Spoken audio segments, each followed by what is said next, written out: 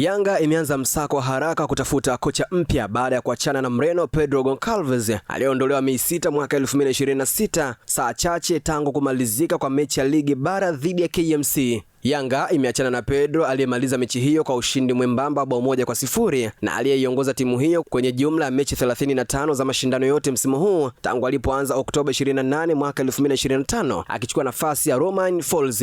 Saa chache baada ya kuondolewa kwa Pedro, mabosi wa Yanga tena wale wa juu wakaanza kuzunguka kutafuta kocha mpya haraka, na walianzia kwa Khalil Ben Yosef, raia wa Tunisia, kwenye hesabu za kutafuta bosi mpya wa ufundi. Ben Yosef sio jina geni Yanga, kwani aliwahi kufanya kazi klabuni hapo akiwa kocha msaidizi wa Nasreddine Nabi wakati akiwafundisha mabingwa hao. Ben Yosef hakukaa sana Yanga, kwani alikuja miezi michache wakati Yanga ikiwa kwenye mechi za kombe la shirikisho Afrika kuanzia hatua ya robo finali, msimu ambao Yanga ilikwenda kucheza finali 2023 dhidi ya Osma ya Algeria iliyokuwa bingwa. Nikimnukuu bosi huyo wa juu ndani ya Yanga, amesema tumeshaanza mazungumzo, tumeanza na yule Khalil Ben Yosef, nadhani unamkumbuka, ni kocha mzuri sana, tunaona ni bora tutafute kocha wa kisasa, kijana ambaye anajua mazingira ya soka la Tanzania, mwisho kunukuu. Mpaka sasa Ben Yosef yupo pale Kaizer Chiefs Afrika Kusini akiwa kama kocha mkuu sambamba na Mrundi Cedric Kaze ambao alichukua nafasi hiyo baada ya timu hiyo kuachana na Nabi aliyekuwa bosi wa wawili hao. Kocha huyo aliyezaliwa miaka 37 iliyopita ameiongoza Kaizer kucheza mechi 10 za kombe la shirikisho Afrika, kati ya hizo akishinda 5, akipoteza 3 na kutoa sare 2, na hatua ya makundi timu hiyo ilimaliza na pointi 10 ikishika nafasi ya 3 nyuma ya Al Masry, nafasi ya pili na Zamalek ambayo atacheza finali. Kwenye ligi Ben Yosef ameiongoza Kaizer kwenye mechi 20, kati ya hizo akishinda 9, akipoteza 4 na kutoa sare 7, timu hiyo ikiwa nafasi ya 3 na pointi 48 baada ya kucheza mechi 27. Orlando Pirates ikiwa nafasi ya pili na pointi 62, wakati Mamelodi Sundowns ikiongoza ikiwa na pointi zao 65. Katika dili hilo la Ben Yosef linaweza kumshuhudia Mtunisia huyo akirudi na Kaze, ambapo wawili hao akirudi kwa mara nyingine endapo pande hizo mbili zitaendelea vizuri katika mazungumzo hayo yanayoendelea. Kaze endapo atarejea Yanga itakuwa ni mara ya 3, na awali alikuja akitokea Canada lakini hakudumu, akasitishwa safari hiyo njiani, kisha baadaye kurudi tena akiwa msaidizi wa Nabi, wakienda tena kukutana Afrika Kusini. Ben Yosef kama akimalizana na Yanga hata kutana na wakati mgumu kutokana na mfumo wake anaopenda kuutumia wa 4-2-3-1, sio mgeni kwa wachezaji wa timu hiyo, ukiwa umetumiwa na makocha mbalimbali akiwemo Nabi, Miguel Gamondi na hata Melody Hamdi. Hata hivyo, wakati mchakato huo wa kuunda benchi jipya la ufundi la Yanga, klabu hiyo imetangaza kwamba hivi sasa kikosi hicho kitakuwa chini Abdi Hamid Moalin na Patrick Mabedi hadi mwisho wa msimu. Imeandikwa na Khatim Naheka na kusoma kwako nami Hamza Saif.